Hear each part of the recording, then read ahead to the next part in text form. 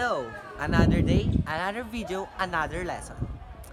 Ang ituturo ko pala ngayon na yung mga basic sa lyre namin. Ano ba yan? Ba't nabubulol ka, self? Kaya naman, intro!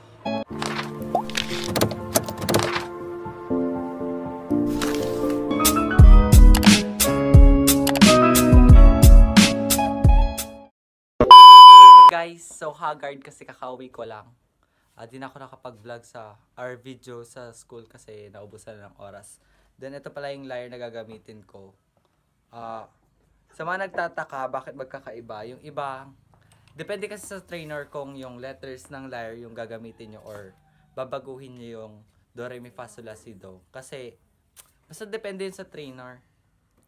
Meron kasing mataas na pitch, tapos low pitch. Depende rin sa tutugtugin nila. So, umpisa na natin.